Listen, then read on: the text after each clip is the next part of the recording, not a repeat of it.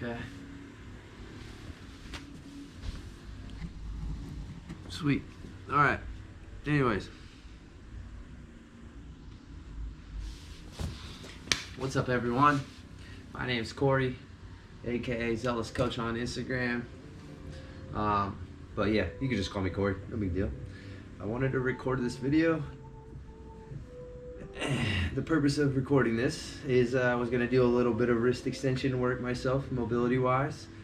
I've noticed I've been lacking wrist extension. I do a lot of handstands, and I like to do things like that, which require a little bit of 90-degree angle in your wrist extension here, and you'll notice I don't have that, which some people may or may not have that as well. But if you are one of those people, I'm going to explain to you exactly what I would do to go ahead and give myself more of that wrist extension. So I'm going to give you a side view here. What I would like to kind of do is, first off, we're going to establish what our wrist extension is, which is, boom, I like to keep my forearm nice and straight. And then what I'm going to do is control this wrist actively into extension as far as I can.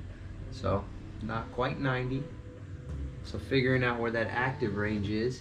Now what I like to do is kind of create a straight arm here. I like this like partial kneeling. You can use like a warrior arm on the inside here, whatever. But I'm gonna find my end range. I kind of want to lean into it, have it straight, be able to take, oh, okay, sorry. Let me take a step back. I would make sure that you spread your hand as far as you can first, then kind of start, and I want to pull myself into as far that passive range as I can until I can't go any further. And the reason I want you to, why you are unable to go any further, the reason I want that to be is because this side tissue on the other underside is tight or stretched. Not because at the crease here of your wrist do you have some sort of sensation or pain, okay? If you have that, that's the closing angle, and that's your closing angle joint pain. What I want you to do if you have pain here is back off about 10 degrees or so, just a little bit back until you don't have pain, and we're gonna sit and we're gonna work in that area. So now what I want you to do is here, now that I have a nice stretch, okay, I'm gonna take a nice deep breath in.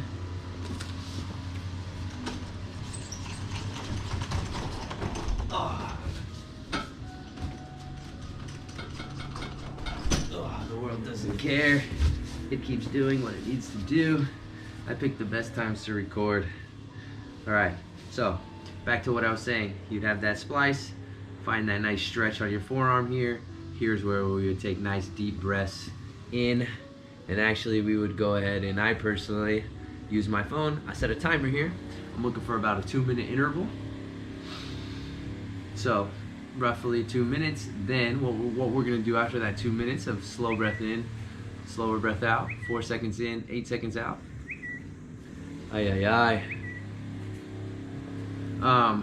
So what we're gonna do after that is basically we're gonna do what's called Pails and rails. And Pails is progressive tissue, basically just the underside tissue, the forearm stuff that's on stretch, and rails is your regressive tissue.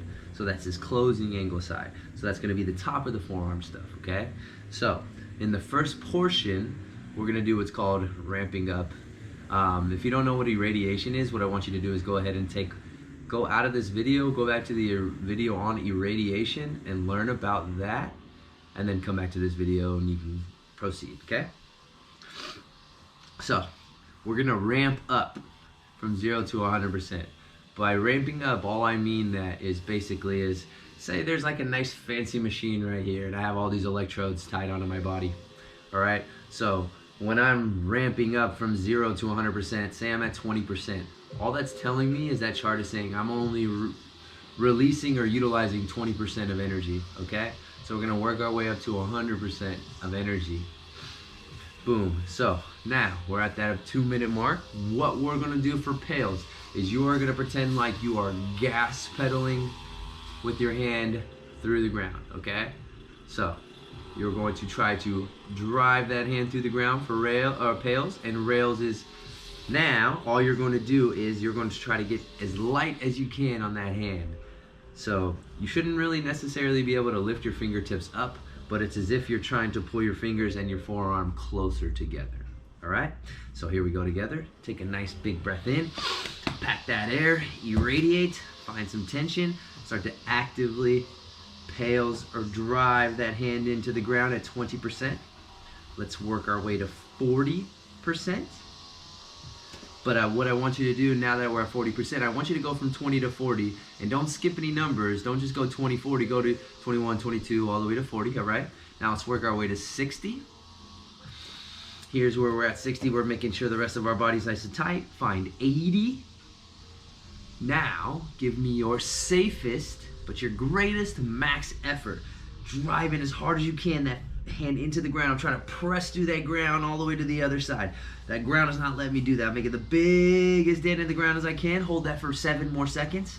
6, you got this. 5, 4, 3, 2, 1. Don't move. Try to get as light as you can on that scale, really, or that ground. I'm trying to, if I were to try to pick up your fingertips right now, they should be light as possible, but I'm trying to drive that forearm. Since I can't move these from the ground, my forearm is driving me deeper into that stretch. Hold for 7, 6, 5, don't lose it. 4, 3, 2. What I want you to do is relax, no tension. Slowly calm down your breath, slow breath in, slower breath out, and I want you to see if you can sink a little bit deeper into that stretch or lean a little bit more forward, as long as you don't have pain on this top side of this wrist here, okay? So now, you should feel more of a stretch here on the forearm side, or this Pails progressive tissue side, like on the inside arm here, all right? So again, we're gonna see here, here's where we calm down again, slow breath in, slower breath out. So what I want you to do again is, now we're deeper in the stretch, we bypassed our stretch reflex.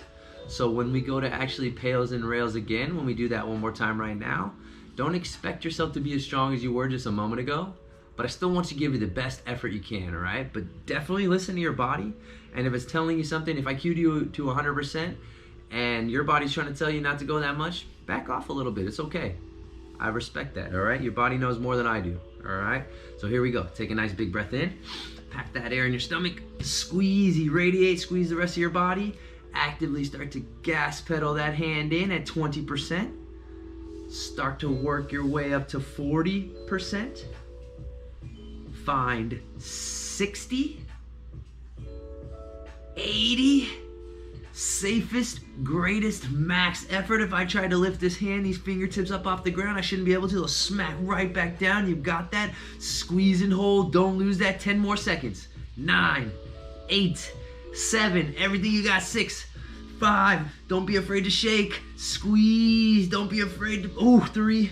Breathe heavy. 2, 1. Rails effort. Try to get as light as you can on the ground. Fingertips, really try to drive those fingertips to the ceiling, but you can't lift them off the ground because you're at your end range, which pulls our forearm deeper into that stretch. Hold 10 seconds. You got this. 9, don't lose it. 8, 7, you got the 6. Smile through it, it'll help. 5, 4, 3, 2.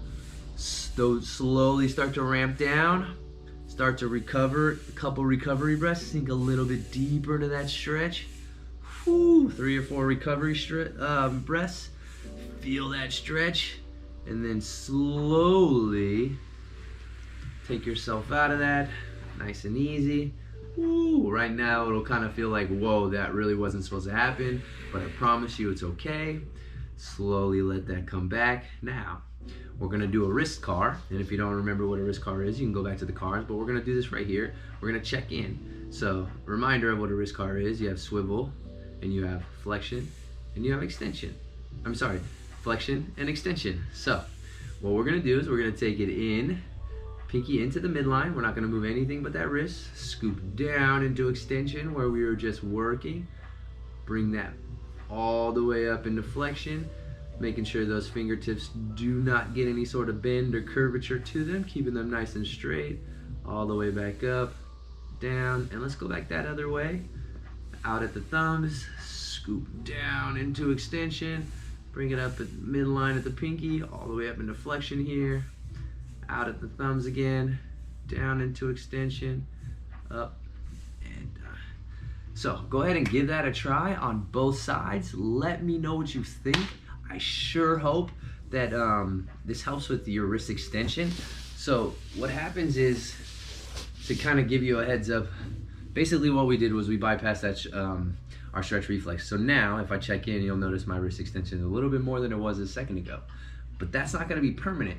So biology tells me though, if I go ahead and I continuously put inputs, little inputs, you know, daily, just always checking in, making sure I'm not too sore to put in that input, but over time, I'm going to make everlasting change and adaptation. So again, if you really enjoyed this content, do me a favor, like, share, tag your friends, share this with everybody you know. Truly appreciate you, appreciate your time. Hope this helps, hope you feel better, and let's get these gains and really work towards controlling our body. Appreciate y'all. Love you. Have a great day.